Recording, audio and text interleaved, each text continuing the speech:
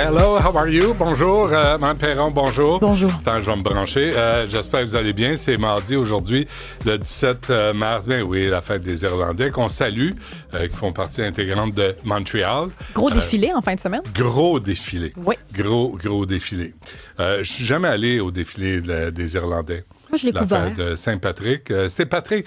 Là, il y a une nouvelle première ministre de l'Irlande. Elle a fait un discours hier.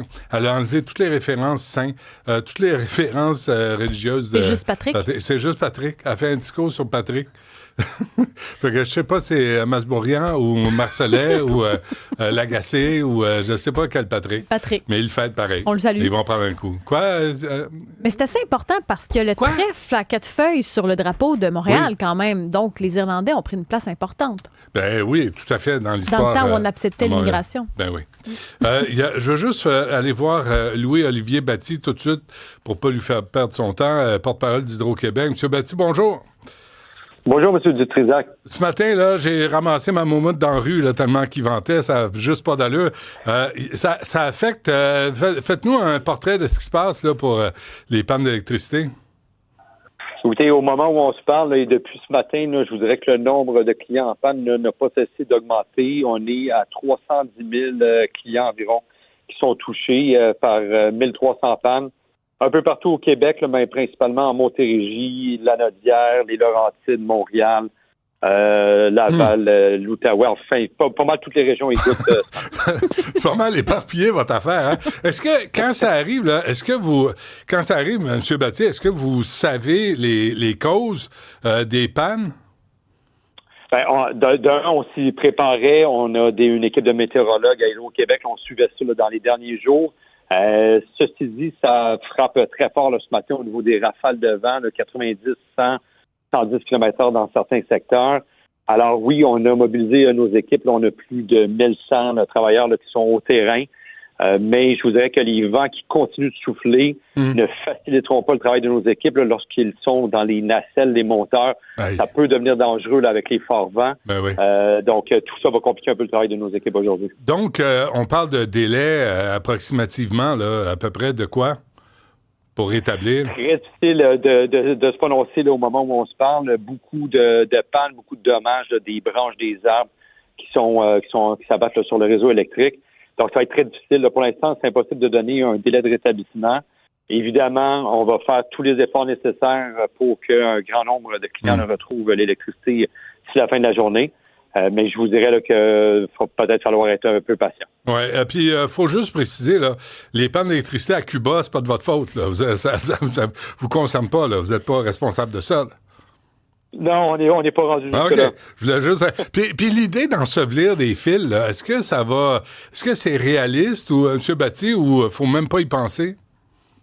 Ben, je vous dirais qu'on regarde ça. On a une nouvelle méthode qui est de l'enfouissement allégé. Donc, plutôt que ce soit compliqué puis de passer des fils dans des grosses canalisations en béton, on fait maintenant dans certains secteurs, on l'a testé en 2025, là, l'enfouissement allégé. Donc, on creuse directement dans le sol, à proximité du sol, on recouvre ça, puis on passe les fils. Donc, c'est très bon en milieu boisé où on a beaucoup d'arbres, beaucoup de pannes liées à la végétation. Okay. Ça peut donner des très bons résultats. On a d'ailleurs des pannes ont diminué de 6 en 2025. On continue là, sur cet effort-là, mais c'est pas possible partout. Donc, je vous dirais que le clé de la guerre, là, c'est vraiment de dégager la végétation à proximité du réseau électrique. C'est ça qui donne les meilleurs résultats. Dans les grands centres, même en banlieue, est-ce qu'il y a un effort d'enfouissement ou c'est pas sur la table?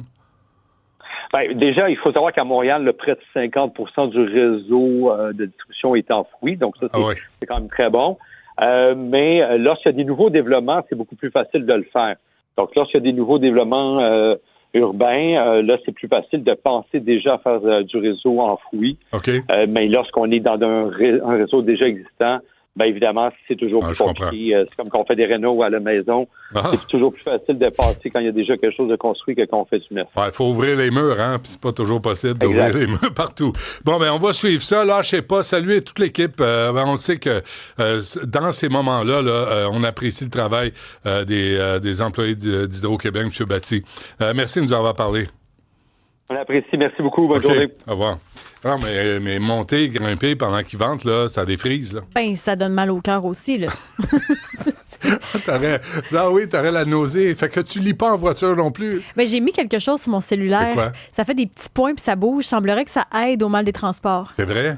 Je sais pas si ça fonctionne, mais je l'ai mis comme application. C'est drôle. L'autre jour, je suis avec ma fille de 16 ans.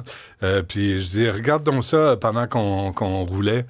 Puis elle a regardé, puis après, elle a dit « Ah non! » Puis là, elle a ouvert les fenêtres parce qu'elle a commencé à avoir la nausée, puis juste lire un peu sur son téléphone. Fait que je pense que dans les voitures électriques, c'est pire.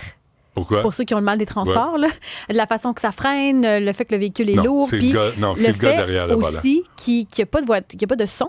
Parfois, pour le cerveau, c'est trompeur. Il y en a qui ajoutent les sons. Je te jure, j'ai demandé à Antoine Joubert, puis il me confirmé ça. C'est un professionnel. Vrai? Oui, j'ai demandé est-ce que c'est vrai ou c'est juste dans notre tête. Puis il dit non, il y a des gens qui ont davantage de mal des transports dans une voiture électrique. T'es vraiment une femme compliquée. Ben non, je m'informe. T'es une femme compliquée. Jack Jedwab sera avec nous à midi. J'ai pas eu le temps d'en parler ce matin avec Mario. Un texte dans le National Post, un jeune Canadien, écoute ça, là. Un jeune Canadien sur 5 dit qu'Ottawa devrait soutenir le régime iranien plutôt que les États-Unis. Je prends ma retraite. 1 sur 5, 20%, tellement pas éduqué de la réalité, qui appuie un régime islamo-fasciste, qui a exécuté des gens sur la place publique.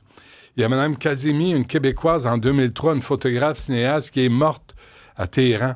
Ce serait intéressant de savoir où s'informent ces jeunes-là. Ben, nulle part. C'est ça. Ou des profs antifa de l'UQAM là, qui écrivent des rapports coin-coin. Vous avez sacramouille. C'est quoi cette affaire-là? Fait qu'on va parler au directeur de l'Association d'études canadiennes, Jack Jedwab. Moi, je suis renversé par cette affaire-là, tu sais, qu'on appuie. Puis on pense pas au peuple, là. On pense pas aux hommes, aux femmes. Des hommes pendus, des gays pendus, des femmes éborgnées, violées, torturées, tuées. Est-ce qu'on doit prendre part au conflit? Ben, est-ce qu'on se préoccupe du sort du peuple iranien? Ou c'est juste d'un petit nombril? Tous les Européens, là, en 1939-45, là, ils étaient bien contents qu'on débarque, le Canada et les États-Unis, pour combattre Hitler et le régime nazi. Mais quand c'est le temps, eux autres, de porter une aide à un peuple qui est en détresse, qui est en souffrance, oh, ben, pas tant. Benny Hill, le premier ministre de l'Angleterre. Vous connaissez pas Benny Hill, hein? C'est un humoriste. On l'a-tu l'extrait? C'est un humoriste. Sans-nous des extraits, Jean-François, de Benny Hill jusqu'à 13h. On va en faire jouer de temps en temps. Parce 15 minutes. Non, mais à peu près. Ouais. Tiens, ça, c'est Benny Hill. Il faisait vraiment un humour niaiseux. Il croyait archi-politiquement incorrect, là. Les années 70, là, il couraillait après les jeunes femmes, tu sais, mais c'était un gros tata inoffensif là, dans son personnage. Mais c'est bien plus ça, Keir Starmer, que Winston Churchill, tu sais, qui a combattu Hitler puis qui a tenu tête aux nazis. À 11h, on a une question. Pourquoi il n'y a pas de réserve de pétrole au Canada? Il y a une réponse à ça. C'est intéressant. On aura Jean-Thomas Bernard, qui est spécialiste des questions énergétiques et prof au département d'économie de l'Université d'Ottawa. Et aussi, à 10h, une étude, on parle beaucoup à l'émission d'intelligence artificielle. J'en ai pas de naturel. Puis, il paraît qu'il y a une étude qui va sortir, est en lecture présentement. On a un des auteurs de cette étude avec nous. On pourrait épargner entre 1,2 et 1,9 milliards de dollars au Québec dans le système d'éducation. Avec ça. Avec l'intelligence artificielle. Ma question existentielle et profondément scientifique, de que c'est? Il me semble que, tu sais, on devrait...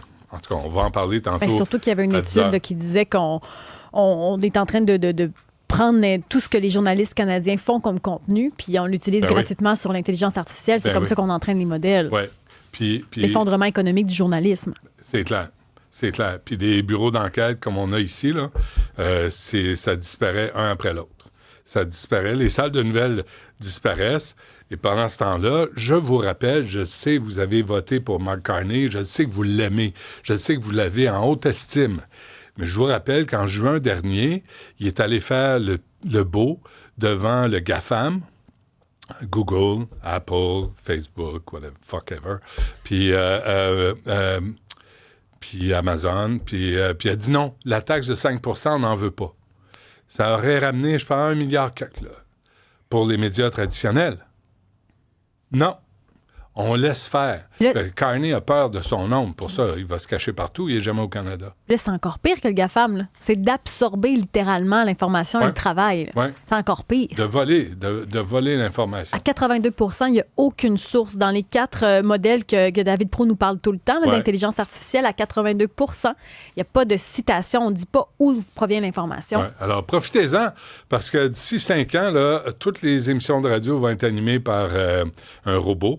Puis peut-être ça va être plus intéressant. Ça va être Claude ou Grok. Ouais. Puis il ne se posera pas de questions sur sa moumoute chaque matin. Toujours un toupette droit. Regarde ça. J'arrive pas.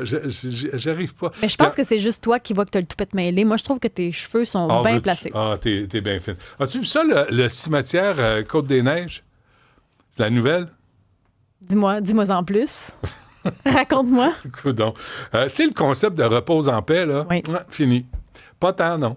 Parce que là, on prépare, il y a un projet, cimetière Notre-Dame-des-Neiges dans le Montreal Gazette. You gotta read the Montreal Gazette to know what's happening in Montreal. OK. Le cimetière Notre-Dame-des-Neiges de Montréal envisage de lancer des promenades nocturnes immersives sur son terrain, produites par le célèbre studio multimédia Moment Factory.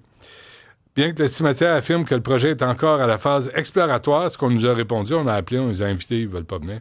Ils considèrent l'idée comme une nouvelle façon de générer des revenus tout en mettant en valeur le patrimoine du site. Là, il va falloir changer, modification au zonage pour permettre une utilisation récréative sur place. Récréative, entre 2 tombes. En même temps, il y a souvent des promenades fantômes dans les différents cimetières à travers le monde. Oui, mais tu sais, tu vas voir le Père-Lachaise, là, à Paris. Oui. C'est un peu... tu sais, les gens vont là, puis ils font toutes sortes de coins-coins. Moi, j'apprécie pas ça tant. Là, qu'est-ce que tu veux dire par faire des coins-coins au cimetière? Respect. Tu sais, c'était un lieu où les gens sont enterrés. C'est un lieu pour se recueillir, pour les familles, les proches. Puis là, on va en faire une salle de spectacle. Mais ce qu'ils disent, c'est aussi pour générer des revenus. C'est entre autres ça l'argument qu'ils proposent avec ces spectacles-là. OK, mais est-ce qu'on est prêt à générer des revenus à un endroit où on enterre nos morts? Est-ce qu'on va faire ça dans tous les cimetières? Cimetières juifs, cimetières musulmans. Notre-Dame, avec la grève qu'il y a eu, ils ont quand même un important, sur l'entretien en tout cas, l'important déficit. Mais pas les autres. Selon les documents de la Ville, il y a une présentation de 16 pages préparée par la Fabrique et Moment Factory. Le circuit consistera en un circuit de 2,1 km à travers le site. On parle de projecteurs, d'eau-parleurs, repose en paix. Je me demande, je sais pas comment me situer là-dessus, parce que je comprends ton point de on va se recueillir, ça prend un respect pour nos défunts. En même temps, est-ce qu'on revalorise le... Je sais pas. Je sais pas quoi en penser. Mais moi, je suis contre. Je suis contre. Il y a le Mont-Royal juste à côté. Aménager le Mont-Royal, aménager des parcs. Il y a des parcs, il y a des espaces verts. Est-ce qu'on peut avoir un peu de respect pour un cimetière? T'enterres tes parents, t'enterres un membre de ta famille. Puis là, tout à coup, tu vas te recueillir un soir, puis là, il y a un spectacle, puis ils jonglent, ils dansent, ils font des devinettes, ils font un quiz. Ben non. Est-ce que c'est un spectacle qui permet d'honorer? Je sais pas. Quel type de spectacle? Un haut-parleur et des projecteurs? Mais je trouve ça moins pire, ça, que tout le grabuge qui se passe dans les cimetières, puis on fait rien pour. Genre? Ben, il y a le cimetière, entre autres, Notre-Dame, là, qui a été moins bien entretenu. Il y avait des tombes qui avaient été ouvertes par des animaux. Il y avait toutes sortes de choses là-bas. Ça, c'est un conflit de travail. Exact. C'est ponctuel. Ouais. Là, on veut en faire une industrie. Là, on veut faire des spectacles dans un cimetière. Je ne sais pas. C'est drôle, hein? C'est comme... Je ne sais pas. C'est comme... Ça dépend peut-être comment c'est fait. J'hésite. Mais comment ça se ferait? Bifurque 50-50. Avec de la musique classique? C'est peut-être... y a-tu de la musique? C'est-tu une narration? Je sais pas. Ouais. Je sais pas. Ouais. C'est comme la comédie musicale Titanic. Ah, je sais que ça te bug. Hein? Ça me fatigue. Puis j'ai un ami qui m'a fait remarquer ça. Puis quand il m'a dit ça, c'est vrai que ça... C'est comme il y a eu, 1200 morts à Titanic. Là, est-ce que tout est sujet... 1500, hein? Merci, Jessica. Tout est ouvert au divertissement. En même temps, quand ils ont fait le film là, avec Leonardo DiCaprio et Kate Winslet, ça nous permettait peut-être de découvrir ou de faire redécouvrir à une génération le drame du Titanic. C'est un drame? Oui. C'est pas une comédie musicale? Là, mais en même temps, la comédie musicale... On va se noyer! Je crisse à l'eau! Je sais pas nager! Ça va être ça? Sérieusement? Titanic QE, c'est pas ça. Là. C'est un prétexte. Titanic, là, il sert plutôt de Céline Dion, ce qu'elle représente avec ça. Ils sortent un peu de son contexte. C'est un peu un prétexte. C'est quand même très drôle. Oui. La tragédie n'est pas drôle, mais ce qu'ils en ont fait, la comédie musicale, c'est quand même drôle. J'avais vu au Centre Seagull en anglais. Ouais. J'avais beaucoup ri. Ça fait 100 ans de ça. Mais je comprends ton point de est-ce qu'on rit des drames? Ouais. Pensez-y bien. Ouais. En même temps, quand ils ont fait le film, ça reste qu'on a fait de l'argent au box-office avec un drame, mais en même temps, ça permettait de connaître, même s'ils ont mis de la fantaisie. L'histoire de Roméo et Juliette n'a jamais existé. Non, c'est vrai. Pas Roméo et Juliette, mais Leonardo. Leonardo et Kate Winslet. Leonardo et sa mauvaise place, ça apporte, hein? Est-ce qu'il y aurait eu de la place pour deux? Il y avait de la place pour deux. Mais ça dépend parce que tout est son contraire sur Internet. C'était pas une porte, hein? C'était un cadre de mur. Oui. Là, mais oui, il y avait de la place. La toile, c'est toujours enflammé. Hein? Il y a des études qui disent que oui, il y a des études qui disent que non. Oui. Mais moi, Kate Winslet a dû dire je vais me tasser un petit peu, puis je vais prendre une chance pour te sauver. Mais elle n'est pas prête à se sacrifier. Ça dépend. Peut-être que les deux seraient morts. Mais lui est prêt à se sacrifier pour elle. Beau. C'était tellement beau. Ah oui, c'est beau quand un homme se sacrifie pour la femme. Mais la femme aurait pu. Mais la femme, elle veut pas se sacrifier pour l'homme. Toi, gros, il y en a 13 à 12 ans comme ça, là. Non. Qui ont un char cheap, là, tu sais, puis en plus, t'es un pauvre. C'était la relation entre les deux qui était intense et cute. Ah oui. Mais James Cameron a dit qu'il y avait assez de place, hein, tu vois. Merci. Oui, c'est ça. Mais c'est pas tout le monde qui a dit qu'il avançait ça. Puis le principe, là, qu'un homme doit toujours se sacrifier pour une femme. C'est pas obligé. Dans cette histoire-là, c'est ça. Ça pourrait être une femme. Le sous-texte, c'est ça. Ben là, on est en 90. Aujourd'hui, en 2026, ça pourrait être l'inverse. Regarde le gars qui prend le bébé puis il se déguise en femme pour embarquer dans la chaloupe. Oui. On le juge. Tout le monde le juge. Ben oui, c'est une crapule, c'est un pas fin. Mais il y en a ici qui le feraient. Il y en a qui m'ont dit qu'ils le feraient. Des gars? Ben oui. Il y en a. Oui. On a perdu notre sens de chevalerie. Hein? Mais c'est quoi le problème avec le gars qui vole le bébé? Où tu voulais en venir avec ça? Ben, il prend la place d'une femme. Oui. Les hommes, dans notre culture... Mais c'est parce qu'il disait les femmes et les enfants d'abord. Oui. Fait que lui, il voulait sauver sa peau. Mais les hommes disent ça, les femmes et les enfants d'abord. C'est comme un concept, mais on parle de masculinité toxique aujourd'hui. Si tu es là et tu dis, oui, je vais me sacrifier pour une femme, on trouve ça naturel. Ben, c'est parce que c'était comme ça dans le temps. Là, on ramène une époque, il y a 100 ans, là, les femmes et les enfants d'abord. C'est correct, c'est le sens de la guerre. Les hommes vont aller à la guerre, vont défendre les femmes et les enfants. Ça fait partie du rôle des hommes. Mais là, aujourd'hui, si on dit ça, ça devient de la masculinité toxique. Puis là, il y a des rapports d'un coin-coin à l'UQAM qui va dire c'est épouvantable. Je pense pas que c'est de la masculinité toxique. Ben, ça ne l'est pas. Ça ne l'est pas du tout. Mais c'est, je pense, le sens de la vie aussi. Tu es un père de famille. Tu arrives, là, tu vas-tu pousser ta conjointe, tes enfants, devant toi, vas-y dans le champ de mine, voir s'il y a des mines, je vais marcher après. Ben, je pense qu'aujourd'hui, c'est qu'ils disent, si une femme veut y aller à l'armée, elle peut. T'sais, c'est plus ça que les hommes sont pas corrects. Oui, mais la nature même, le gars qui se sacrifie, on trouve ça normal. Une femme qui serait sacrifiée, puis Leonardo avait été sur le pan de mur, là, on aurait eu la critique pour Leonardo. Ben là, c'est que dans les années 90, on est là dans la réflexion, mais dans d'autres contextes, c'est la femme qui peut se sacrifier. Elle va se sacrifier pour son enfant, elle va se sacrifier pour la famille, elle va se sacrifier... Non, je parle homme-femme, là. Ben là, en 2026, il y en a là qui vont se sacrifier pour leurs hommes. Ah oui? Ben oui. Lesquels? Ben là, t'as une minute, on va écrire l'histoire. Là. Parfait. On fait ça pendant la pause.